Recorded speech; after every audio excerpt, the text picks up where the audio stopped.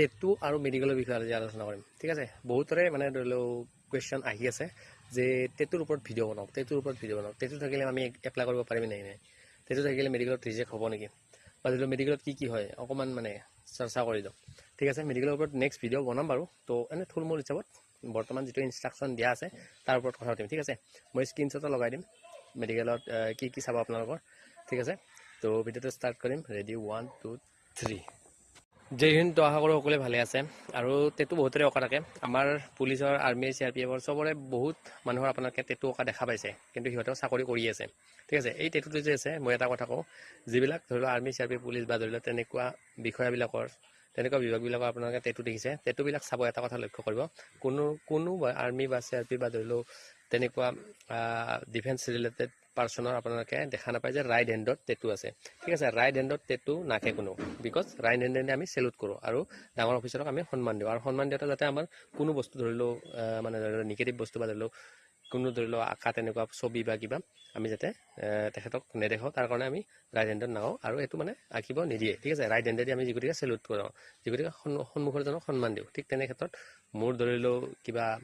ওম লিখা বা ধৰি লওক গাৰ্লফ্ৰেণ্ডৰ নাম কিবাৰ নাম এইবিলাক মানে ধৰি লওক অঁকা নাযায় তো লেফ্ট হেণ্ডত দেখিব যিমান পাৰ্চন আছে ডিফেন্স পাৰ্চন তো লেফ্ট হেণ্ডত আঁকে আৰু সেইটো চাকৰি পোৱাৰ পিছতহে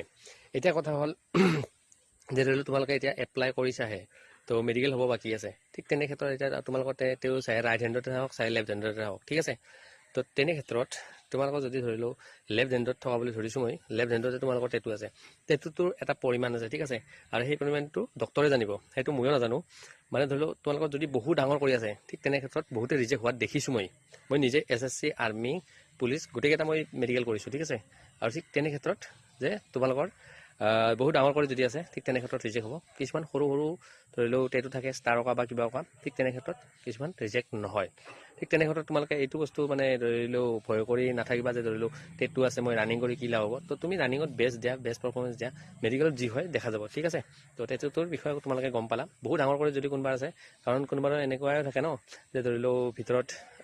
হাড্ডি ভঙা থাকে তাৰপিছত ওপৰত চিলাই কৰি দিয়ে আৰু সেই চিলাইটোৰ ওপৰত টেটু আঁকি দিয়ে ঠিক তেনেকুৱা বিভিন্ন মানে কুৱেশ্যন থাকে আৰু ডক্টৰৰ মনত ঠিক সেইটো মই নিজে ক'ব নোৱাৰিম কিন্তু ডাঙৰ কৰি থাকিলে ৰিজেক্ট হোৱা মই নিজে দেখা পাইছোঁ ঠিক আছে এতিয়া কি হ'ল মেডিকেলত কি চাব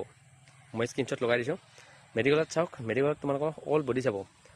মাথাৰ চুলিৰ পৰা ভৰি নখলৈকে চাব মই এক্সট্ৰা ভিডিঅ' বনাই দিম যদি লাগে কমেণ্ট কৰিব কাৰণ ইয়াতে 3 মিনিটৰ ওপৰত ভিডিঅ' নহয় ইউটিউবত বনাই দিম তোমালোকে কমেণ্ট কৰিবা ঠিক আছে মেইন চকু পাইলছ আৰু প্ৰাইভেট পাৰ্টছ আৰু অল বডি ফিজিকেল এক্টিভিটি কৰিব পাৰিব লাগিব আৰু নকনি দুটা প্ৰকাৰ আছে ফ্লেট ফুটো তোমালোকক এভৰিথিং কৰি দিম ঠিক আছে নেক্সট ভিডিঅ'